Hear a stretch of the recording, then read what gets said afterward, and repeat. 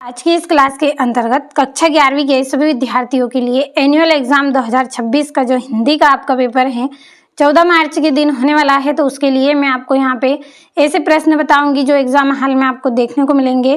तो आप पूरा वीडियो लास्ट तक देखें, पूरे प्रश्नों को अच्छे से कंप्लीट करें और वीडियो को ज़्यादा से ज़्यादा अपने दोस्तों के साथ शेयर करें ताकि वो भी आपकी तरह अच्छे से एग्जाम की तैयारी करें। तो ये आपका यहाँ पे पहला प्रश्न रहेगा जिसमें आपको सही विकल्प चुनकर लिखना है। तो पहला है क्षेत्र का तद्भव है। क्षेत्र का तद्भव क्या है? खेत है। दूसरा है बायोडाटा की परिभाषा होनी चाहिए, तो सरल एवं सीधी होनी चाहिए। तीसरा है चिराग गैसर नहीं है, तो हर घर को नहीं है। चौथा है गलता लोहा कहानी में गोपाल सिंह है, तो दुकानदार हैं ये।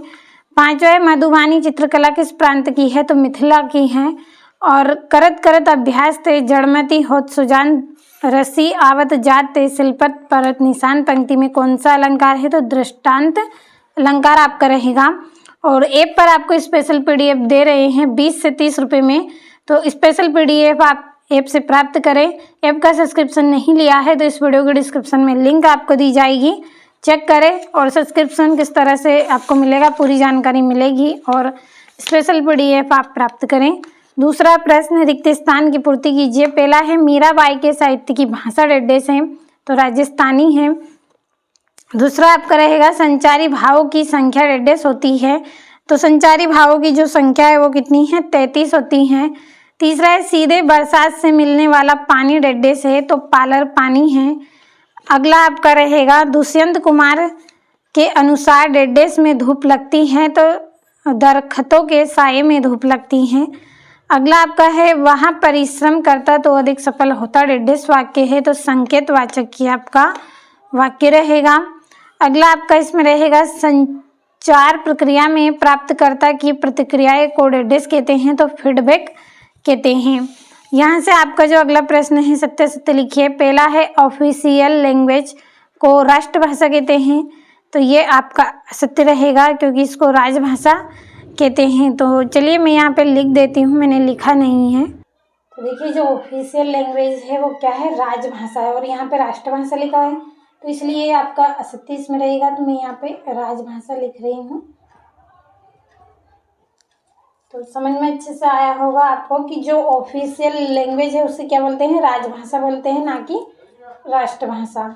अगला है दोहा को उल्टा करने पर रोला छंद बनता है, तो ये आपका यहाँ पे क्या रहेगा? असत्य रहेगा क्योंकि कौन सा बनता है? सोटा छंद बनता है। अगला आपका इसमें रहेगा कुमार गंधर्व ने कबीर के पदों को गायन किया है, तो सत्य है। चौथा है मियाँ नरीसुद्दीन ने पंच हजारी अंदाज में सिर हिलाया, तो सत्य है। और 5 समकालीन पंजाबी साहित्य के महत्वपूर्ण कवि माने जाते हैं, तो सत्य है। और जनसंचार माध्यमों का समाज पर केवल सकारात्मक प्रभाव पड़ता है, तो असत्य है क्योंकि सकारात्मक और नकारात्मक दोनों तरीके से प्रभाव पड़ता है। अगला है सही जोड़ी लिखिए। पहला है कविता का गांधी, तो महाप्रसाद मिश्र है, भवानी प्रसाद मिश्र है, भवानी प्रसाद मिश्र। दूसरा है संतन ढींग बैठी बैठी, तो इसकी जोड़ी आपकी रहेगी पुनरुक्ति प्रकाश है। तीसरा आपका है शेखर जोशी, तो इसका रहेगा गलता लोहा। और हाथ मलना की जोड़ी आपकी रहेगी पश्चाताप करना। और भरतनाट्यम की जोड़ी आपकी इसमें रहेगी तमिलनाडु। और अनुस्मारक की जोड़ी आपकी रहेगी स्मरण पत्र। तो ये हो गई आपकी जोड़ियाँ। चलिए अगले प्रश्न की ओर हम बढ़ेंगे। तो आपका अगला जो प्रश्न है एक वाक्य में उत्तर दीजिए। पहला है विज्ञापन लेखन में ध्यान देने योग्य एक बिंदु लिखिए। तो विज्ञापन आकर्षक होना चाहिए जिससे क्या हो? लोग का ध्यान आकर्षित हो सके, तो इसलिए विज्ञापन कैसा देना चाहिए? आकर्षक देना चाहिए। दूसरा है भारत मित्र के संपादक का नाम लिखिए, तो बाल मुकुंद गुप्त। तीसरा है रामवृक्ष बेनीपुरी की डायरी का नाम क्या है? तो पैरों में पंख बांधकर। चौथा है चंपा क्या छुपा देती हैं? तो चंपा कवि के कलम पेंसिल छुपा देती हैं। अगला है ओजगुन में कौन सा रस आता है? तो वीर रस और रौद्र रस आता है। अगला आपका है जामुन का पेड़ कहाँ गिरा था? तो ये पेड़ सेक्रेटेरिएट के लॉन में गिरा था। तो ये हो गए हैं आपके एक वाक्य में उत्तर। छठा आपका प्रश्न यहाँ से रहेगा, रीतिकाल को श्रृंगार काल क्यों कहा गया है। नई कविता की 2 विशेषता लिखिए। मायके आई बहन के लिए कवि ने घर का परिताप का घर क्यों कहा है। कवि ने अपने को दीवाना क्यों कहा और काव्य गुण की परिभाषा देते हुए उनके नाम बताना है। और हिंदी के 2 खंड काव्य और उनके रचनाकारों के नाम। 9वें में दोहा छंद की परिभाषा उदाहरण सहित। और 10वें में नाटक और एकांकी में अंतर करना है। और रेखा चित्र किसे कहते हैं, एक रेखा चित्र का नाम बताना है। अगला आपका रहेगा, रजनी पटकथा पढ़कर आपको क्या संदेश मिलता है, लिखिए। और चरित्र सबसे बड़ा धन है विषय पर भाव विस्तार कर लिखिए। और निर्देश वाक्य परिवर्तन करके आपको लिखना है, मेरे जीवन का उद्देश्य समाज सेवा है। मिश्र वाक्य में, जो छात्र परिश्रम करेंगे उन्हें सफलता उससे मिलेगी। सरल वाक्य में, और रामचरितमानस सबसे श्रेष्ठतम ग्रंथ है, तो प्रश्नवाचक में बदलना है।